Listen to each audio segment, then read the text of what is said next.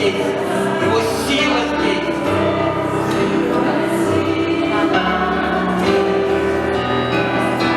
Давайте простираться к Нему. Давайте провозглашать. Твое царство здесь, Твоя сила. Знаете, сейчас проходит эта война, духовная война, и сегодня, когда я молился, Бог мне показал, о чем я должен проповедовать. И сегодня вот у нас будут хорошие картинки, будет ролик. Это все от Господа. Я верю, что это от Господа, от Духа Святого. Дух Святой нас сегодня будет, знаете, ободрять, нас будет вооружать, будет нам говорить, будет прикасаться к нам, потому что это очень полезно. Потому что все Писание богодухновенно и полезно написано. Полезно для обличения, для научения. Чтобы мы могли справиться, чтобы мы могли двигаться дальше. Давайте мы откроем место Писания, начнем. Проповедь моя называется так: «Духовное оружие для победы».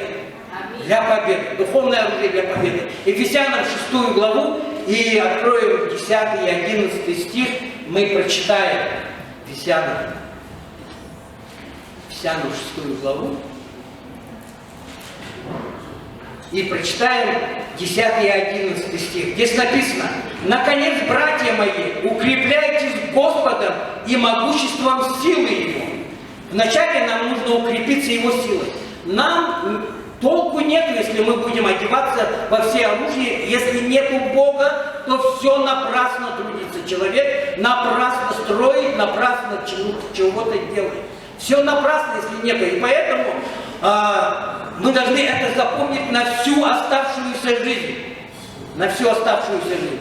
Нам нужно укрепляться Его силой, а потом уже облечься в его оружие Божье. Здесь написано: «Наконец, братья мои, укрепляйтесь Господом и могуществом силы Его». 11 стих. «Облекитесь во все оружие Божие, чтобы вам можно было стать против козней дьявольских».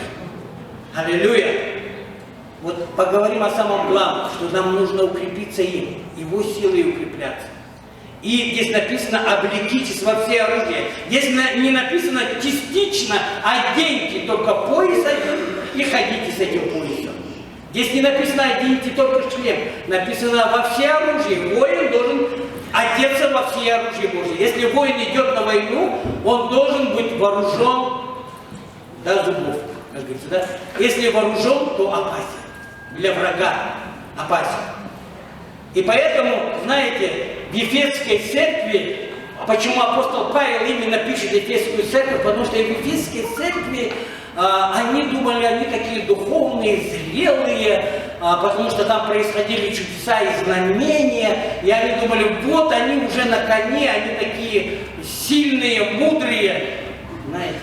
И таким зрелым христианам апостол Павел пишет так. Почему? Потому что в начале, там, 4 главе там написано о том, что в эту зрелую церковь влез сатана. И он, конечно же, использовал братьев и сестер. И что они стали делать?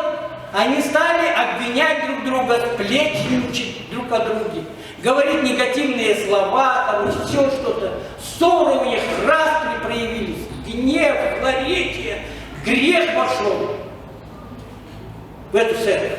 И поэтому апостол Павел пишет им об этом. И он не сказал, что воюйте друг против друга. Там не написано. Он сказал: встаньте. Он знает, потому что он знает, что сатана, он хочет разрушить церковь. Он хочет, чтобы мы не воевали между собой, но чтобы мы знали врага в лицо. Мы должны знать врага в лицо, правильно? Наш враг — это сатана. Не мы друг другу должны быть врагами. Враг у нас сатана. И он использует людей, чтобы самому одеть нас в эти грязные одежды. Лохмотья в эти одеть он хочет. Чтобы мы в этих лохмотьях, в грязных одеждах ходили. С костылями, с клюками. Он так желает прямо одеть нас в эти одежды, грязные, вонючие одежды, запачканную одежду. В эту самоправедность он нашу хочет одеть. Но чтобы мы ходили друг перед другом, знаете, в этой одежде ходили и красовались друг перед другом. Знаете, мы когда утром встаем, мы же одеваемся, правильно? Одеваемся. Утром встаем, одеваемся. Но мы должны духовное оружие одевать. Когда мы утром встаем, мы должны одеваться, одеться во все оружие Божье, чтобы противостать против козней дьявольских. Здесь написано. Аллилуйя. Знаете, это Он, вот, Бог такой сильный, всемогущий, всезнающий. И Он хочет, чтобы мы облеклись. Знаете, чтобы сверху нас должны, утром встали, с головы и до самых подошвы ног, мы должны облечься, знаете, одеться во все оружие Божье. Знаете, когда войско стоит строем, Илья, можешь картинку строя показать строй, где там строй картинку? Вот смотрите, строй. Войско в строю, дисциплинированное войско. То невозможно вот такое дисциплинированное войско разорвать. Невозможно. Мы сегодня будем проходить, чему-то учиться, все вместе, знаете, чтобы мы могли в таком строю стоять. Если Бог дает сверху пастору, значит, мы должны получить это, мы должны помолиться прежде всего. Не просто, если делать, мы должны помолиться. Бог, я хочу стоять в этом строю. Я хочу нырнуть в этом направлении. Я хочу пойти. Например, это не просто какая-то прихоть, что пастор сказал, вот нужно купить эту книгу, я понимаю, я пошел, стал молиться, и я понял внутри, ты должен стоять в этом строю. Я просто получил так, я должен стоять в этом строю.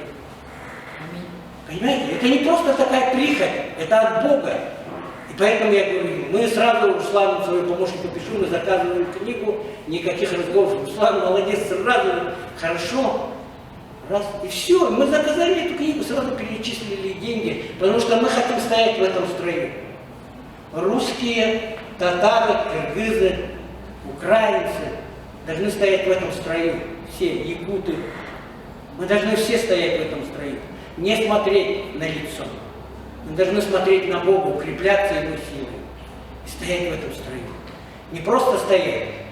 Мы дальше пойдем. Мы должны вооружиться каждым. Мы должны одеться во все оружие Божие. И тогда враг, он будет оттеснен, он убежит просто. Вот. Вот это главное. Сейчас главное, нужно искать, укрепляться могуществом силы.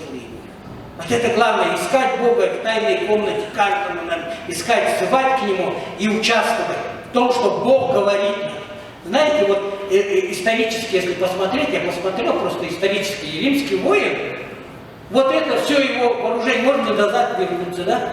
Показать вооружение. Большую картинку можно, которую вот я сказал не показывать, но ее можно показать. Большую картинку, где воин стоит.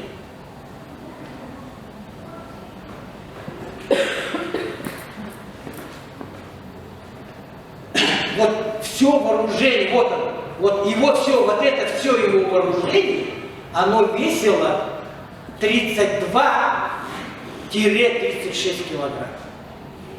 Вот это все его вооружение весило 32-36 килограмм. Он носил на себе. И кроме этого у них были походные сумки, рюкзаки, в котором было еще 30 килограмм всяких там продуктов, спецпаньки какие-то там, еще какое-то вооружение. Представляете, насколько был вооружен римский солдат, непобедимая была армия. Потому что у них был порядок, у них была дисциплина. Они это получали. И они следовали этому. Аллилуйя. Знаете, вот здесь на земле идет вот эта война, гражданская война. Вы смотрели фильм «Неуловимый мститель»? Мне нравится, я время от времени смотрю. Там начинается такое солнце, и они так уезжают на конях. Красиво так прямо, особенно в кинотеатре. Когда смотришь огромный, они на конях так уезжают, и там поется песня. Громыхает гражданская война. Да? И выезжает так красиво. Гражданская война где идет? Вот здесь идет гражданская война. У нас просто там война идет. самим собой, сам с собой воюет. Вот здесь это громыхает гражданская война. И чтобы там был порядок, чтобы победить в этой войне, нам нужно укрепляться могуществом силы, укрепляться и облечься во все это оружие Божье. И он атакует, его дорога одна, дьявол атакует этот наш разум. У него дорога одна, и он туда кидает, и кидает, и кидает, и кидает, и кидает, и кидает, и кидает, и кидает. Чтобы у вас неясный был разум. Почему он кидает, и кидает, и кидает, чтобы у вас неясный был разум. А когда у человека неясный разум, то человек поступает по-глупому, по-жесткому. Не обдумывая, начинает говорить.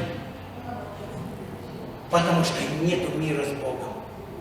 Потому что он не одет во все оружие, он голый, он самоправедный такой, знаешь, в лохмотьях этих мы ходим иногда вот так, важные такие, ходим в этих лохмотьях, и такие самоправедные, такие важные такие. Это я сказал, это я сделал, это я получил.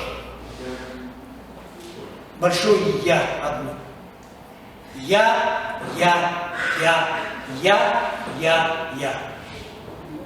Но у нас должно быть Божье. Когда мы будем одеваться во все оружие, но Бог будет говорить нам и будет нас одевать, и тогда у нас мысли будут ясные. Знаете, когда мы устаем так же. Знаете, вот много таких историй ты читаешь, или когда книги читаешь, или когда слышишь, когда человек вот уставший, да, он не принимает четкие решения. В дороге вы принимаете, иногда такой уставший бегает. И думаешь, ой, там сделал, здесь сделал. Потом раз в одном месте и все провалилось. И все как на смарку, потому что ты уставший. Тебе нужно отдохнуть. Знаете, как один проповедник, он рассказывал, я где-то слышал, он говорит, как-то ночью он прилетел, где-то был, потом ночью прилетел, и его там везут ребята с репцентра, там его встретили, там послужишь, здесь послужишь. А он уставший такой. И он помнит, что он когда-то как-то попал, там послужить, здесь послужить. Там они его затаскали, ребята с репцентра. Он сказал, ребята, стоп. Я вот приеду в номер, я сяду спокойно, отдохну, высплюсь, завтра вам скажу. Нам иногда нужно просто остановиться, просто быть, чтобы у нас разум ясно, четко мог работать в Боге, чтобы когда мы укрепляемся Господом, облекаемся во все оружие, тогда у нас есть здравый разум, и мы тогда можем ясно, четко поступить. Вот так в моей жизни, с женой, в семье. Когда я уставший, то у меня охота шашки наголо и все быстро порешать. Так не решается. Дети уже подрастают, обличают слева направо, уже знает папа проповедник, так что он должен жить по этому слову. Сам же учит, и сам ты должен так поступать. А не сразу, моментально. Знаете? И вот он атакует, бросает в разум. И потом через некоторое время набросает материалы и замки начинает там строить. Какие твердыни. И когда у нас есть твердыни, вот мы и самоправедные, такие ходим, важные. Да я это знаю, да это я учил, да я это проходил. Сколько можно это проходить? Мы слушали уже столько проповедей про этих воинов. Вы слышите, кто первый раз слышит проповедь? Вот, поднимите руки. Кто первый раз? Столько проповедей. Ой, очень много проповедей. И поэтому, чтобы здесь твердыни не возникли, чтобы мы не дали свести гнездо дьяволу здесь, в нашем разуме, мы должны двигаться в направлении Божьем. Аминь. Укрепляться Его могуществом. И здесь 12 стих, глава 6, Ефесянам, 12 стих. Вот наша война. Против чего мы должны воевать? Потому что наша брань не против крови и плоти, но против начальств, против властей, против мироправителей тьмы века сего, против духа злобы поднебесных. Вот мы должны знать врага своего. И тогда у нас праведная битва, Божья битва. Аминь? Мы должны очень серьезно отнестись к этому. дорогие мои, очень и очень серьезно отнестись к этому. Давайте мы посмотрим, во что одет духовный воин. Вот теперь уже можно того воина. Во что одет духовный воин? И чтобы мы прошли, посмотрели. И начнем вот наше знакомство с Ефесянам 6 главы 14 по 17 стих. Давайте прочитаем, потом обратно сюда вернемся, Илюша. Давайте вначале прочитаем Ефесянам 6 глава 14 по 17. Итак, а вот 13 мы прочитаем еще, не забыть. Для сего, вот он говорит, почему мы для сего примите все оружие Божье, дабы вы могли противостать день злой и все преодолев устоять. Вот это очень ключевой стих. Мы его чуть не пропустили. Слава Богу, Дух Святой подсказывает. Для сего примите все оружие Божье, дабы вы могли противостать день злой и все преодолев устоять. День злой у вас бывает день злой? Конечно. Бывает, тут как будто все на шиворот пошло не так. Вот, как будто все раскалывается. Там не получилось, здесь не получилось. И вот мы должны противостать этому, мы должны быть вооружены, мы должны одеться. И дальше мы читаем тогда, вот с 14 по 17 стих. И этого воина нужно. Итак, встаньте, припоясав чресла вашей истиною, и облегшись в броню праведности, и обувь многих готовых благовествовать мир. А паче всего возьмите щит веры, которым возможете угасить все раскаленные стрелы лукавого, и шлем спасения возьмите, и меч духовный, который есть Слово Божье. Аллилуйя! Вот это вот экипировка военного человека, да? Воин. И мы там смотрим. Мы пойдем по этой теме, и мы посмотрим. Мы посмотрим маленько по-другому. Маленько по-другому. Слава, можно сюда? Или Дима, кто-то, можно сюда выйти? Мы сейчас тебя будем, вот сюда. Мы сейчас тебя будем здесь одевать. Ага. Тут так маленько подальше. Вот. И мы будем одевать его. Вот вы просто увидите разницу вот этого воина и вот этого воина. Во что мы как одеваемся? Мы должны ясно, четко это уяснить, увидеть, разуметь, и изменяться, двигаться в этом направлении.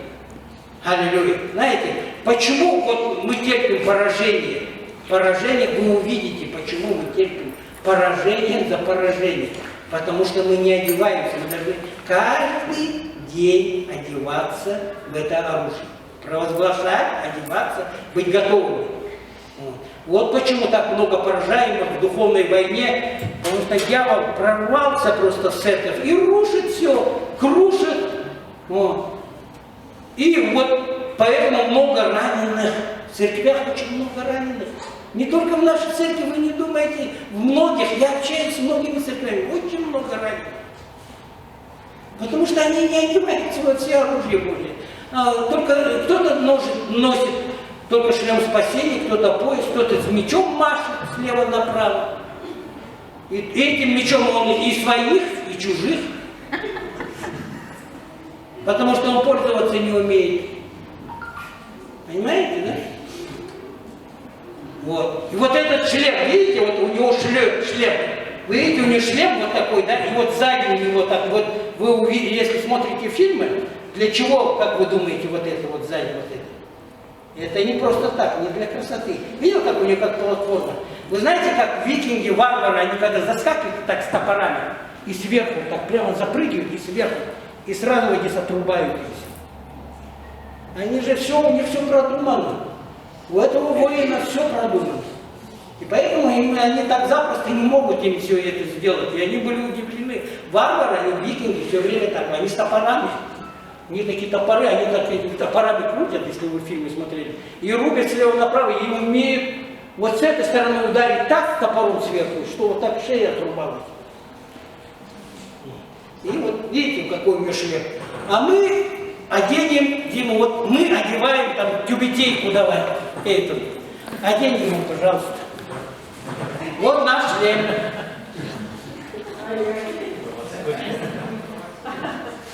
Почему вы такой шлем носите?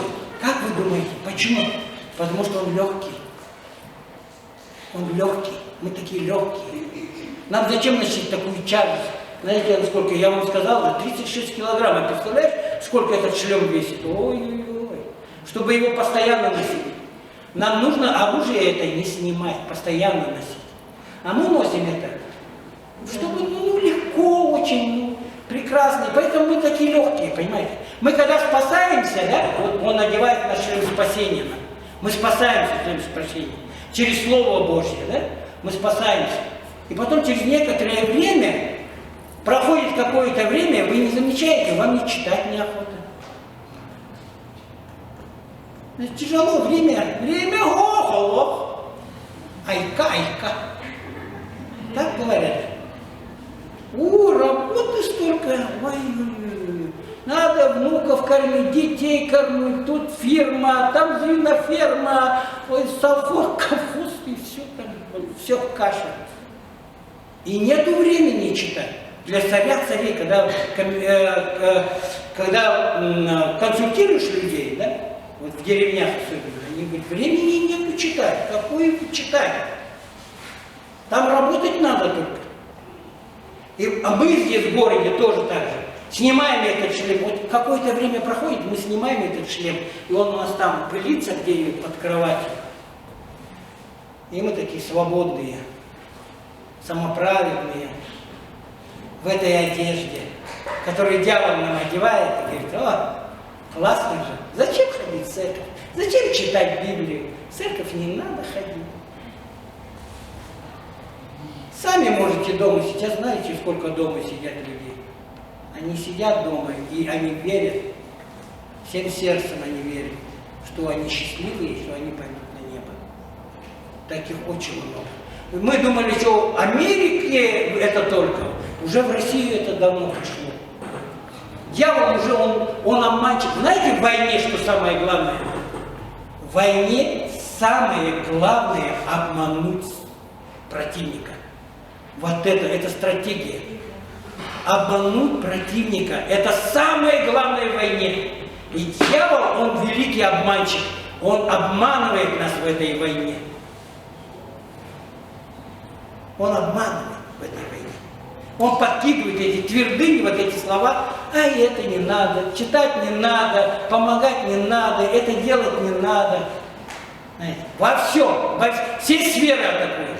Семью атакуют, бизнес атакуют, финансы атакуют, детей атакуют, подростков атакуют. Все со всех сторон он атакует и все время обманывает. Дьявол. Потому что он не хочет, чтобы у нас был шлем спасения, и у нас броня, видели, у него все закрыто, вот там, посмотрите, у него все вот здесь закрыто, сзади закрыто, щеки закрыты, вот здесь закрыто, потому что здесь тоже могут пройти.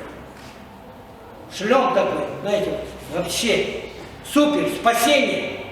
И мы должны носить это не снимать, мы должны носить все время, каждый день, каждый Божий день. И вот дьявол приходит, и как он говорит?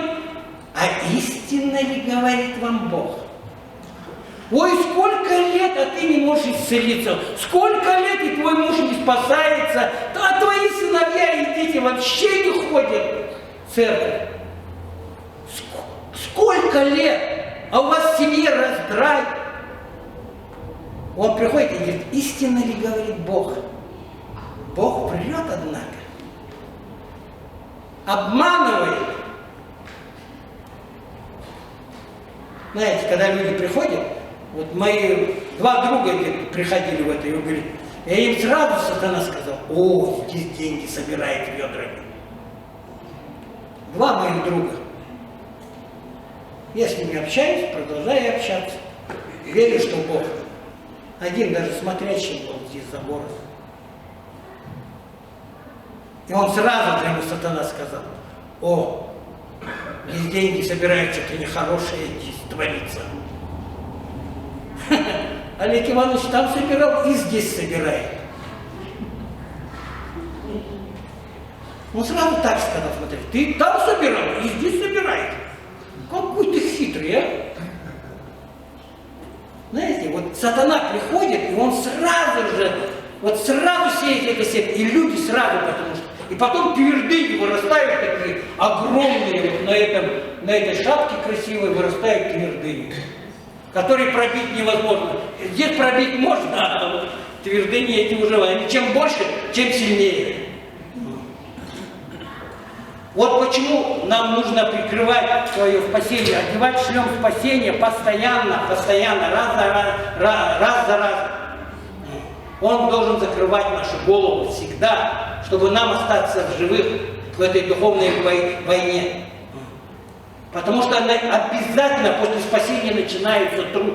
Обязательно начинается труд. Борьба, спасение. Да, вот эта гражданская война громыхает. Она начинает громыхать в твоем разуме, в твоих действиях, словах, мыслях, во всем, в семье, везде эта война начинается, она начинает просто бить по этому месту, по самому больному месту.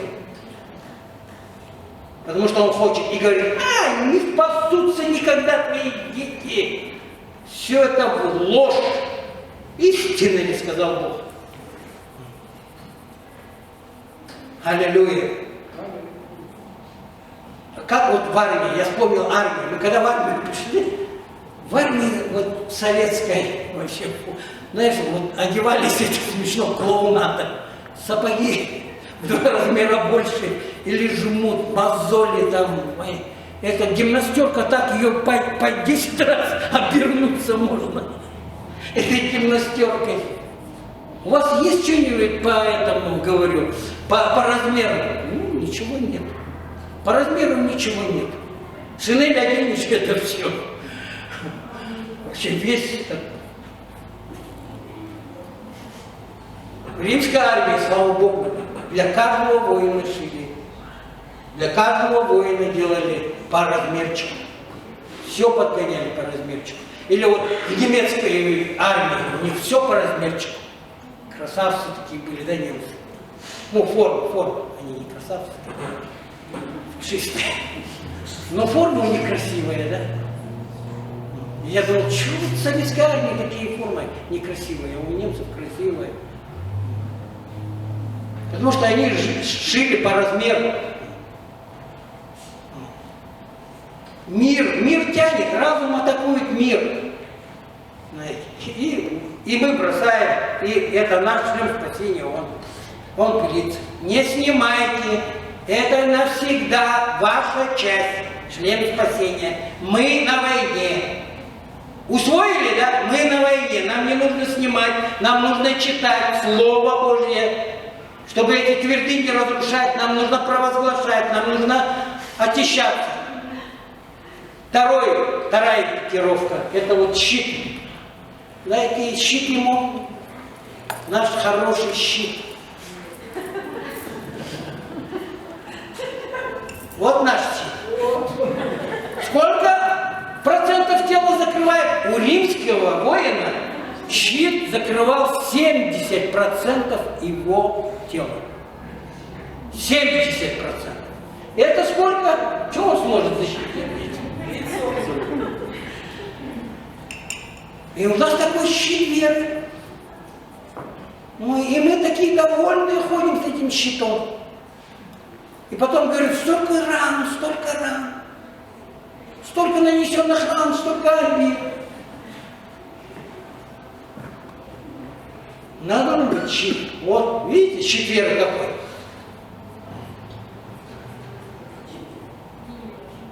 Знаете, вот когда враг атакует, они вот за считанные секунды, вот этими щитами творили, знаете что? Вот когда фильм смотрели, они построятся построение, да, как они защищаются. Вот сейчас ролик посмотрим, Илюша, включи. Пока мы можем посмотреть, ты можешь пока не мог присесть, маленько отдохнуть. Главный артист.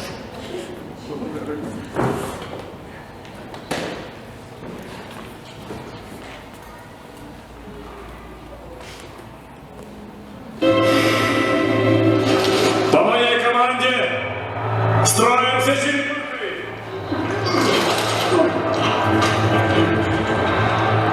Готов!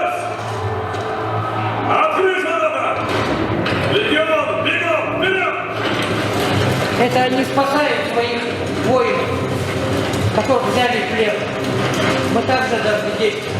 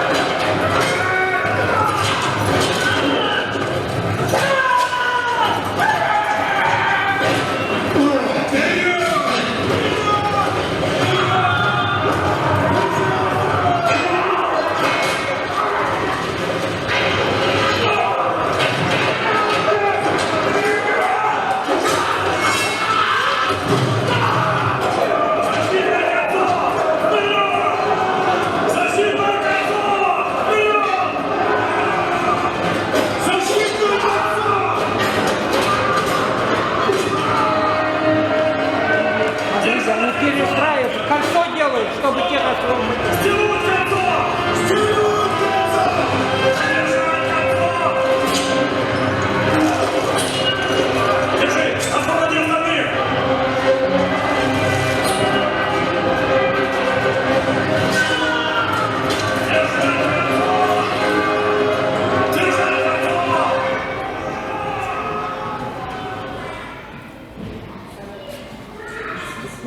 да, где мы можем выйти опять.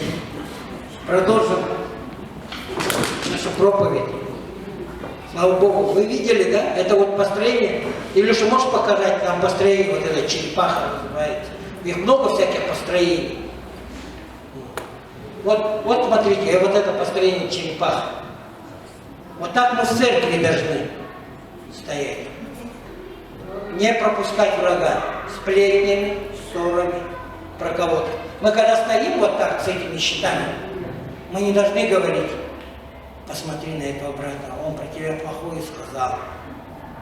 Ни в коем случае не говорите таких. Не участвуйте в делах дьявола. Не давайте ему место. А у нас полководец, знаешь, какой, такой. Вы участвуете, и вы даете брешь. Тогда он проникает. Дьявол проникает через эти слова.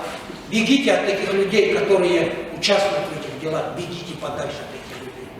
Сразу говорю, бегите подальше. Кто говорит, здесь все плохо, там обидели, того убили, того зарезали, там того ограбили, там бум-бум-бум-бум-бум-бум-бум-бум-бум. Твердыня здесь такая вырастет. Замок вырастет дьявола. И дьявол будет там восседать. И будет управлять вами. И потом к этому примкнут еще некоторые люди. Эти люди, они как варвары. Те, которые варвары. Нам не надо быть в армии дьявола и быть варварами. Мы должны быть войском Божьим, воины Божьи. Как здесь апостол Павел пишет об этом.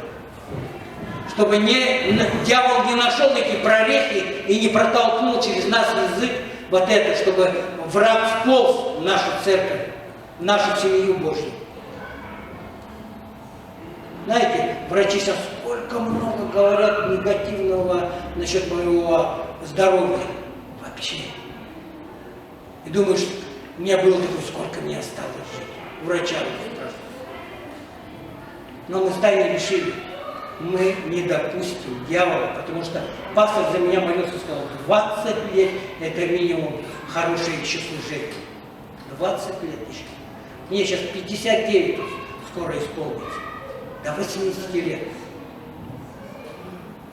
Я должен стоять. Аминь. Так. И поэтому не просто по прихоти эту книгу заказали, мы хотим все вместе пойти. Вот так, чтобы мы стали.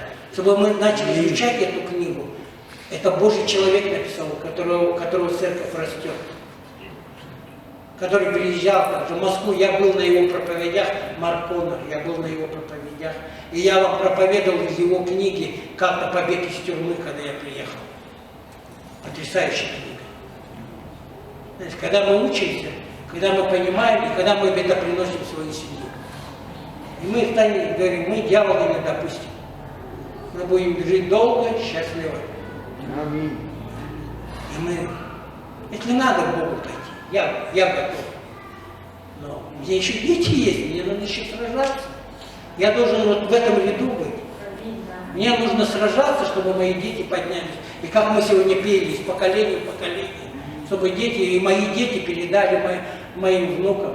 И так далее, чтобы передавалось это. Чтобы эта армия, она могла расти, армия Христа могла расти. Аллилуйя! А не так. Этот брат не хороший, пастор не такой, церковь не такая. И все не такие вообще. А я самоправедно хорошенький такой. Ну зачем таскаться в церковь с такой тяжелой щитом? Да зачем? Я дома посижу с кастрюлькой.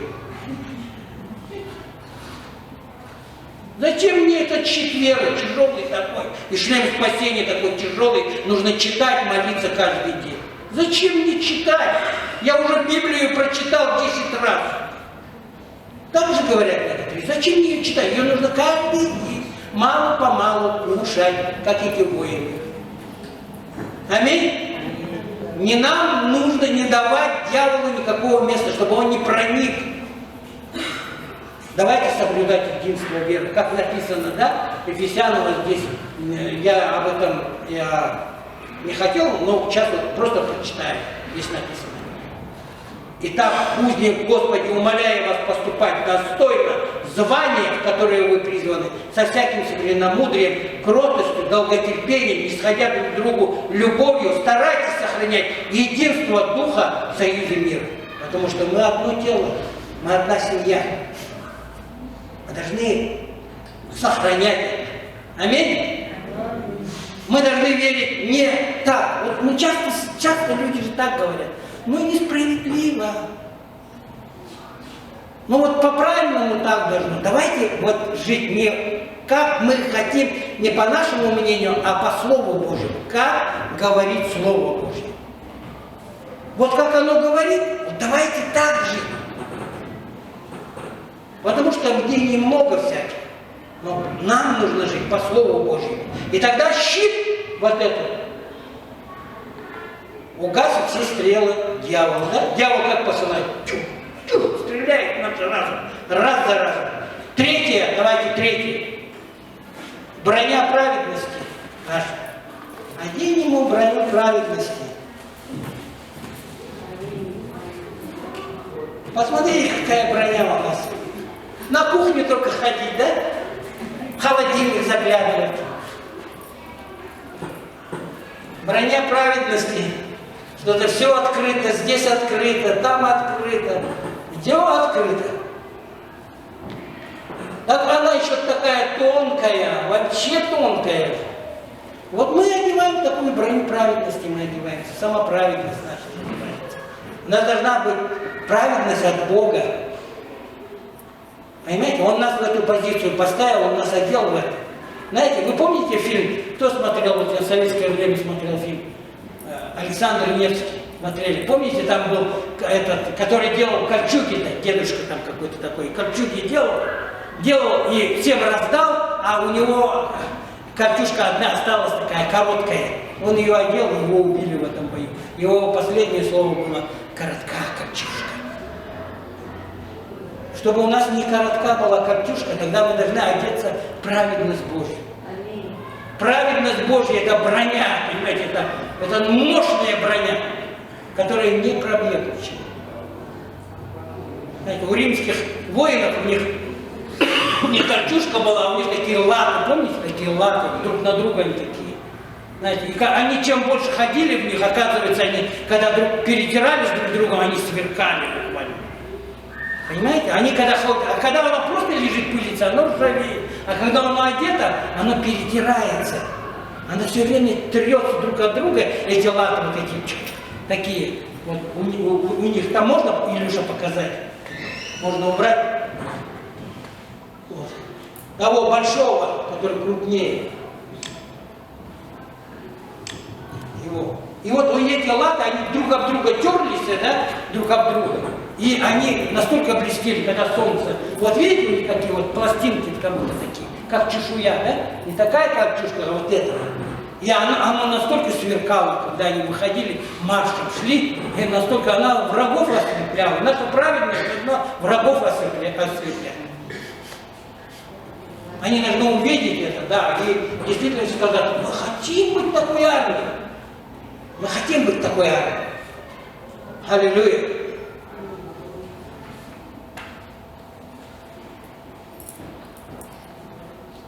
Четвертое оружие – это пояс истины, очень важно.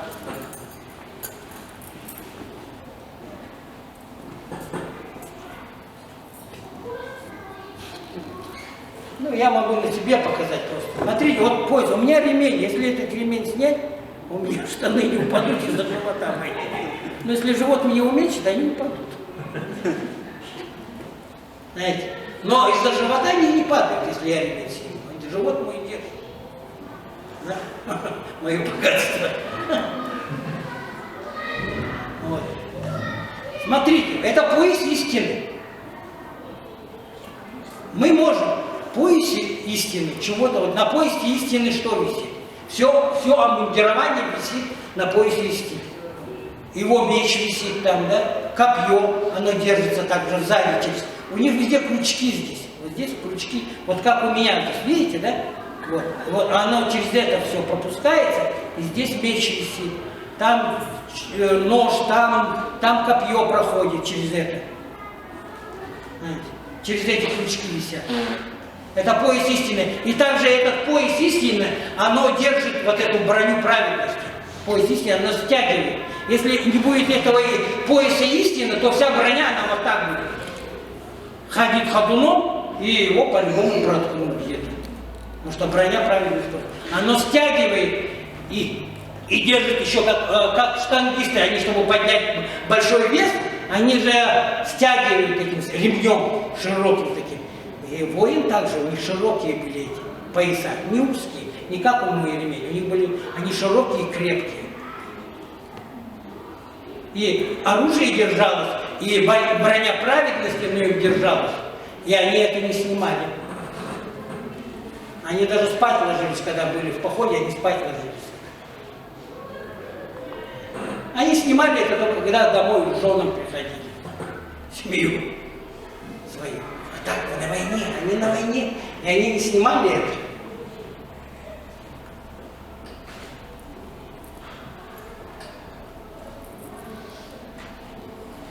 Исайя, можно открыть местописание Исайя, 11 глава, 5 стих, там написано.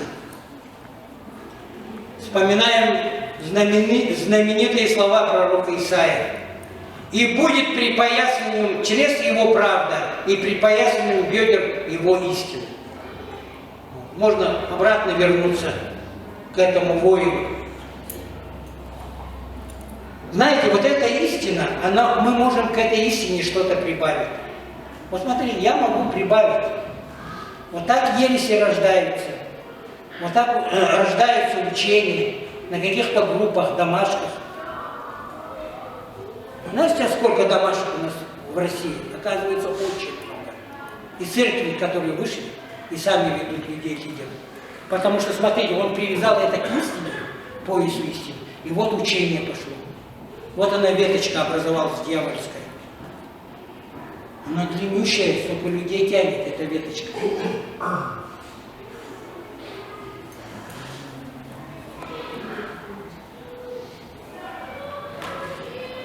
Пояс истины, он, можно мне, Дима, вокруг обвязать, может, щит веры пока положит, разрешает.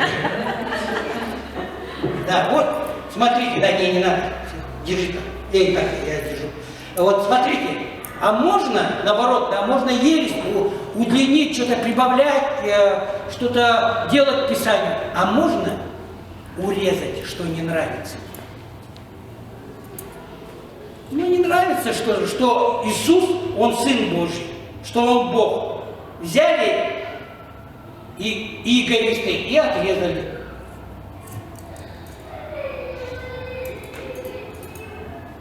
Это уже не пояс истины. Он уже не затягивается. Он уже не затягивается, на него ничего уже не повесишь, потому что отрезали. Которые место Писания не нравится, мы также отрезаем в своей жизни. Не нравится, вы его читать даже не хотите. Это не обязательно отрезать. Вы его читать даже не хотите, потому что оно больно вас обличает. И вы его просто из своей жизни отрезали. Это в моей жизни так было. Мне Дух Святой много раз говорил. Ты почему не читаешь это? Твой мотив, почему не читаешь? Потому что я отрезал это, потому что мне не нравится, мне больно это слышать. И я не хочу это читать.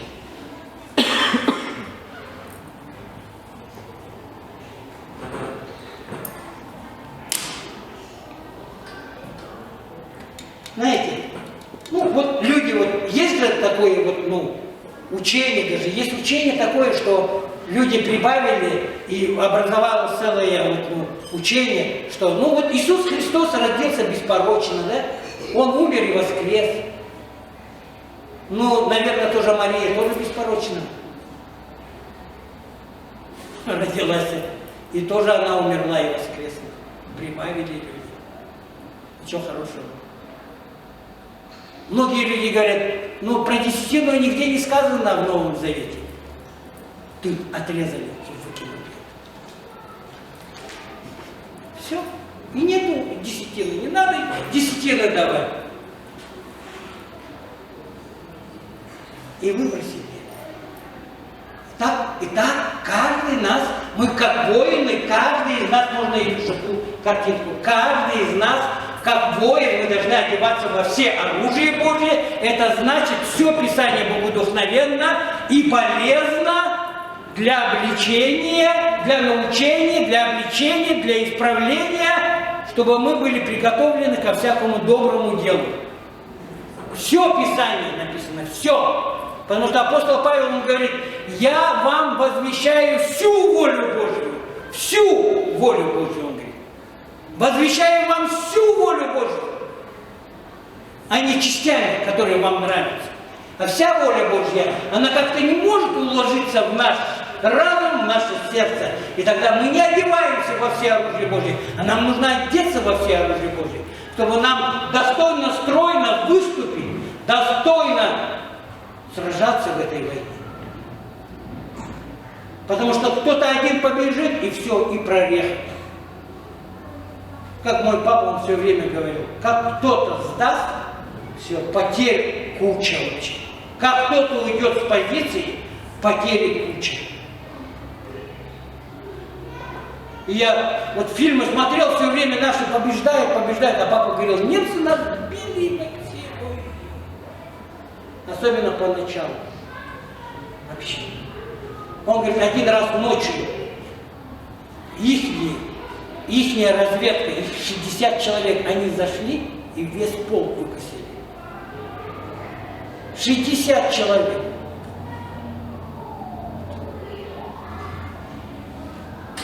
В войне самая главная стратегия дьявола — это обмануть. Истинно ли сказал Бог?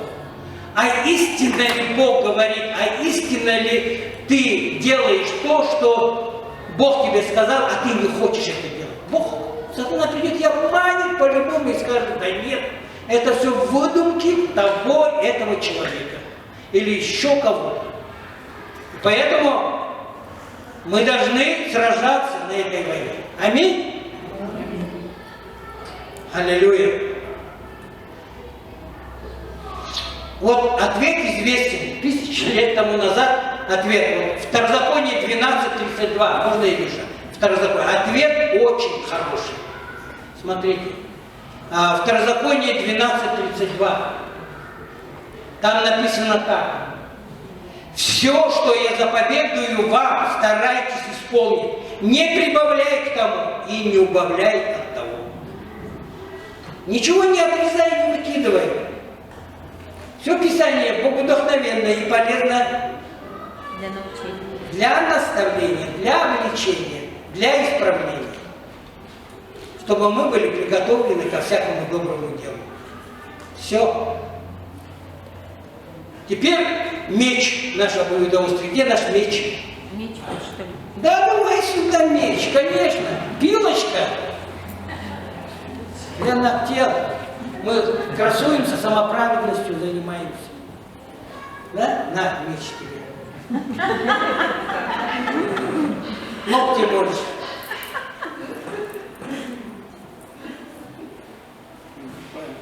Вот это наше пятое оружие, да? Это меч, это что? Слово Божье.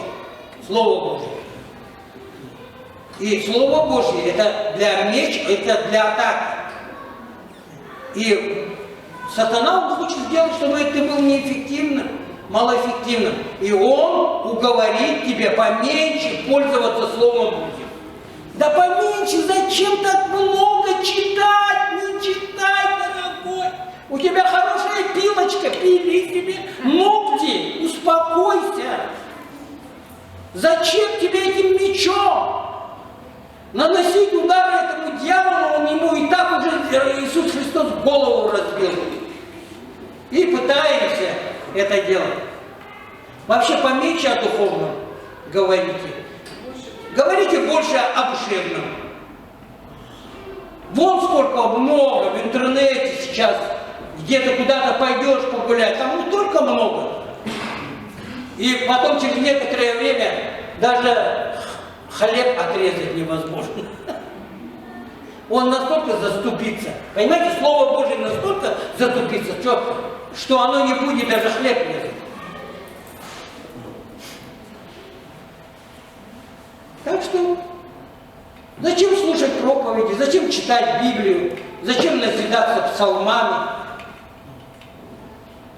и так далее.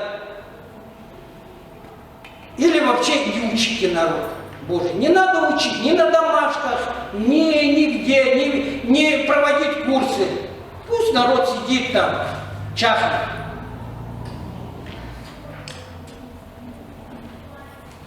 И последнее, это ноги благовествовать мир. Давай. Обувь. Тебя можно снять, да? Одни тапочки одноразовые лучше. Холосенькие такие прям. В них ты пойдешь благовествовать мир. В этих тапочках. Можно благовествовать в таких тапочках? Там враг сразу же. У воинов, знаете, какая обувь была? С шипами. И впереди были шипы, они наносили вот эти удары вот так, раз, и сразу же ранили человека в ногу. И все, человек ранен в ногу, у них латы здесь были вот до сюда, до колен, латы железные. И они вот так раз, и все, вот так, жестко, выбрасывали ногу, и все, противники все падали сразу же в бою. Но мы должны благовествовать. Ты можешь на всю вражью силу наступить, как в Библии написано?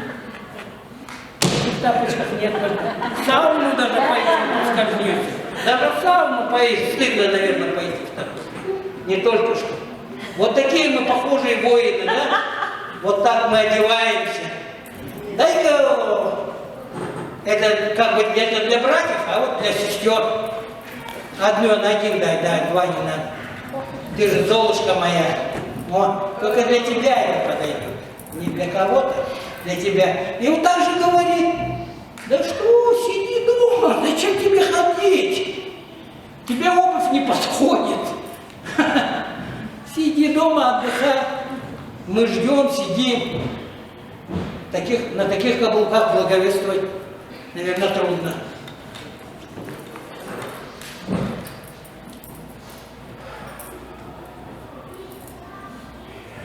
Вот здесь 16 стих, а 15 обувь, ноги, готовность благовествовать мир.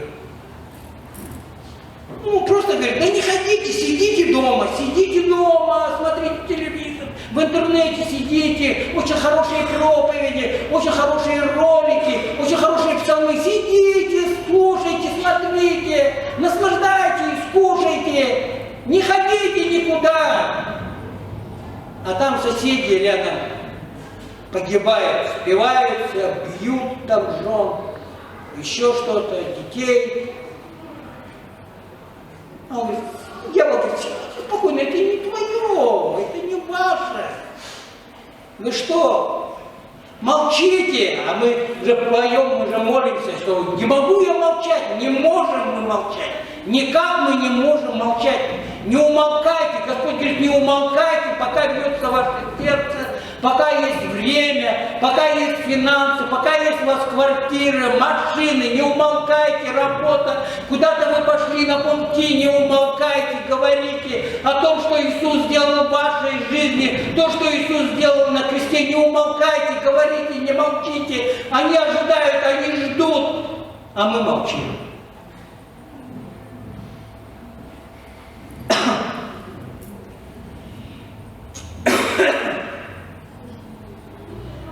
Давайте мы, время там сколько посмотреть надо. Давайте мы сделаем финальную инвентаризацию пикировки. Очень важно. Там можно, да, Илюша, начать? Потому что вначале открою 2 Коринфянам 2:11. 2 Коринфянам 2:11. Все, ты можешь сдать оборудование, экипировку свою. Давайте, да, обмундирование. Ну, Дима он не такой, да? Дима, слава Богу, одевается во все оружие Божие. Аллилуйя. Но если маленько есть какие-то прорехи, то ты исправишь. Мы на пути. У всех что-то есть. Мы исправимся. Правильно, Дмитрий? У всех что-то есть. И 2 Коринфянам 2:11, да. 2:11. Здесь написано, чтобы не сделал нам ущерба сатана, ибо нам неизвестны его умыслы. Вот.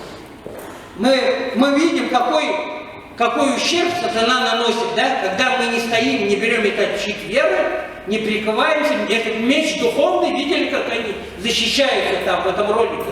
Видели, как они черепаху эту стали? И такое войско громадное, они ничего сделать не могут. Почему? Потому что они дисциплинированные, а вот эти хаос, они просто бегут, они смелые, действительно. Потому что дьявол хочет, чтобы войско было поражено. Но они, видите, они все команды слушают командира. Что говорит командир их? Стали черепаху, все. Они всеми мечами этими работают. Видят, щель открытая. Они только из-за того, что щель открыта, чтобы они Словом Божьим могли работать эффективно. Слово Божье меч духовный, обоюдоострый.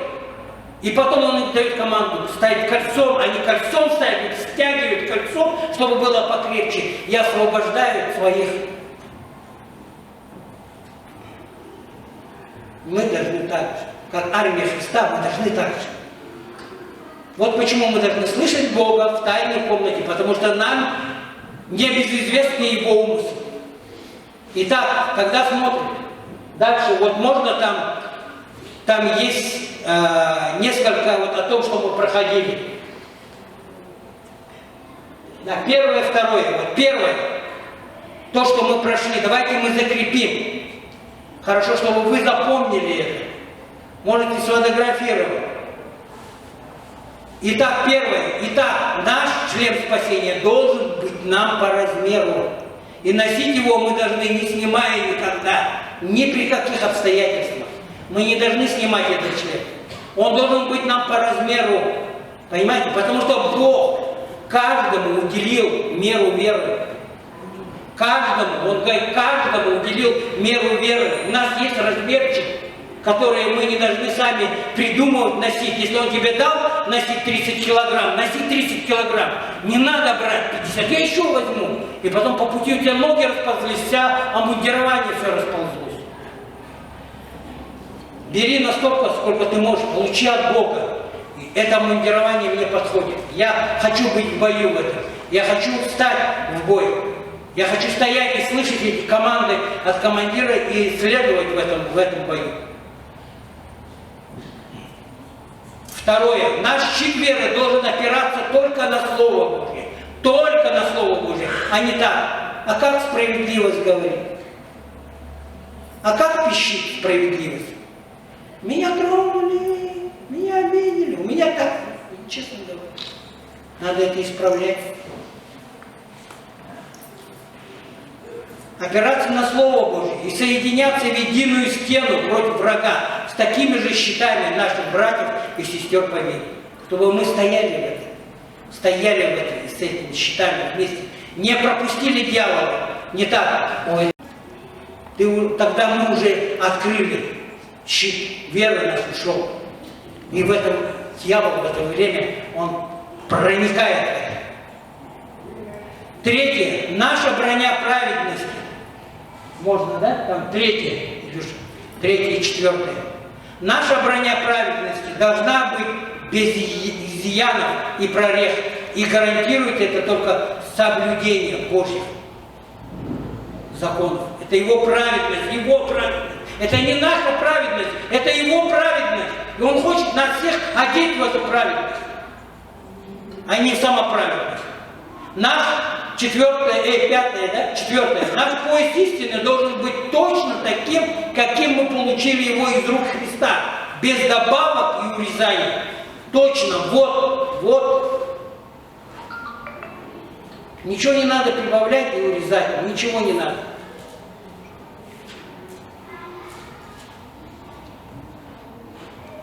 Пятое. Наш меч слова должен быть заточен, начищен и нужной длины, чтобы доставать любого, кто пытается сбить нас с Божьего пути.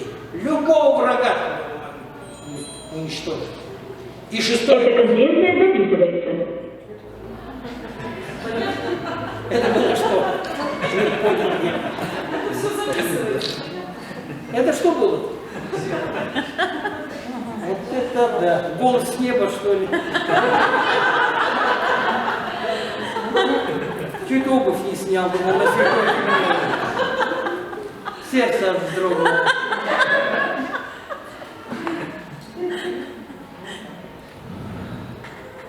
Шестое. Наши ноги должны быть обуты в готовность благовествовать везде. Слышите? Везде, куда бы нас ни послал Бог. И заканчивая эту проповедь местописанием, мы могли бы с уверенностью, мы сможем сказать, это как сказал апостол Павел, 2 Коринфянам 10:3. 2 Коринфянам 10:3.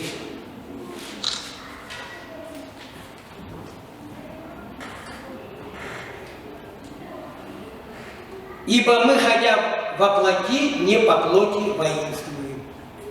И там можно дальше читать, да? Оружие воинствия наши не плотские, но сильные Богом, на разрушение твердынь, ими не спровергаем замыслы, и всякое превозношение, восстающее против познания Божия, не приняем всякое послушанию Христу.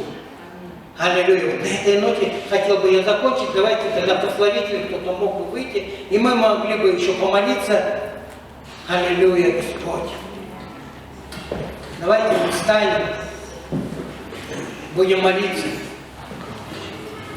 Аллилуйя, Господь. О, Господь, сериком манели кессар, кора кессар, кессар, манели кессар, манели. Да не возьми.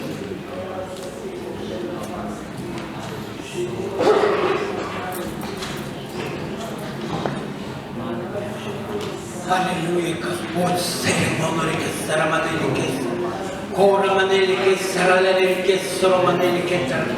Аллилуйя, Господь, во имя Иисуса Христа. Аллилуйя, Господи, Ты говоришь, Господи, через Свое Слово Ты говоришь, Господь. Ты, Господь, апостол Павел, он писал, Господь, это обращение касается нас прямо сейчас, как воинов Иисуса Христа, как армии Христа. Господь, он говорит, и умоляю вас, поступайте достойно звания, в которое вы призваны, потому что мы дети царя, потому что мы воины Иисуса Христа, Господь, и мы должны поступать достойно звания, в которое мы призваны. Господь, со всяким смиренномудрием, с кротостью, с долготерпением, исходя друг к другу, с любовью, Господь, чтобы мы старались сохранять единство Духа в союзе мира, потому что мы одна семья, Господь.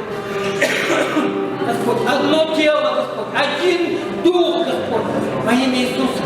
Один у нас, Господь, одна вера, одно крещение, Господь, во имя Иисуса. Аллилуйя, Господь, во имя Иисуса Христа. Аллилуйя, благодарим и славим Тебя, великий Бог, Господи. Аллилуйя, чтобы мы, наконец, Господи, братья и сестры, мы могли укрепляться Господом и могуществом силы Его, Господь. Чтобы мы могли облечься, Господь, облечься с головы до самых подошв ног, облечься во все оружие Божье, чтобы нам можно было стать против козней дьявольских, Господь, против козней дьявольских, потому что наша брань не против крови и плоти, но против начальств, против властей, против правителей века сего, против духов поднебесных, Господь. Для сего мы одеваемся во все оружие прямо сейчас и будем каждый день одеваться во все оружие, чтобы нам одеваться и быть приготовлены к этой битве, к этой войне духовной, Господь, во имя Иисуса, чтобы мы не оставляли это оружие, чтобы мы одевали каждый день, Господь, во имя Иисуса, чтобы мы могли противостать день злой, Господь, через которое мы проходим, Господь, которое будет атаковать нас, когда, как мы пели сегодня, даже если буря, но мы будем взывать Тебе, мы будем взывать Тебе, смотреть на Тебя, Господь, чтобы мы могли стать, припоясав кресло наше истиною, чтобы мы в истине могли жить, потому что Иисус Христос — это наша истина, Господь, во имя Иисуса Христа, чтобы мы жили истине, чтобы мы ничего не прибавляли и не убавляли, чтобы мы не преувеличивали ничего, чтобы, Господь, во имя Иисуса Христа, мы могли облечься в броню праведности, Господь, во имя Иисуса, не свою самоправедность, не свою, Господь, праведность, но Божью праведность в этой позиции, в Его одежде, которую Он нам дает, Господь, чтобы мы одели эту обувь, но благовествуй, Господь, мир, чтобы мы не умолкали, не молчали, чтобы мы, идя из церкви, могли идти и провозглашать, и говорить, что Иисус, Он царь, Иисус, Он царь, Господь, чтобы мы шли по этим улицам и говорили, Иисус, Он есть царь, Он Господь, во имя Иисуса Христа.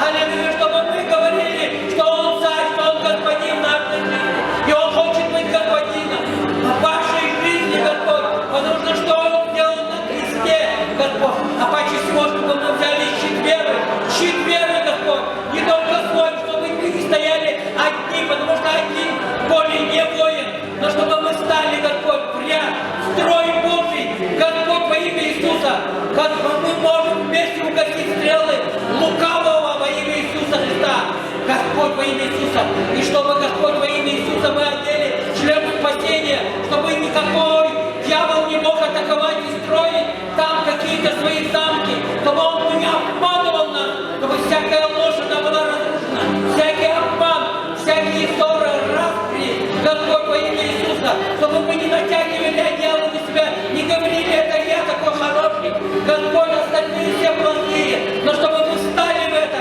Господь, встали, Господь, этот стройный ряд, Господь, чтобы мы вставали в эти ряды Божьи, Господь, мы могли, Господь, идти в бой, Господь, с мечом духовным, чтобы мы взяли этот меч духовный, одели этот шлем спасения, Господь, всю одежду и всякую молитву, и прощение молились во всякое время, Духом, Господь, во имя Иисуса, стараться это со всяким постоянством, чтобы мы молились и не унывали, не сдавались, не унывали, Господь, во имя Иисуса, потому что в бою, в битвах есть потери, есть раненые, но чтобы мы могли, Господи, во имя Иисуса, как армия Христа, одеться, обуться, Господь, вооружиться и пойти выстоять, Господь, в этой битве, Господь, чтобы никакая ложь не пролезла, никакой обман, Господь, и, Господь, никакое, Господь, во имя Иисуса, грех, во имя не полз, Господь, во имя Иисуса,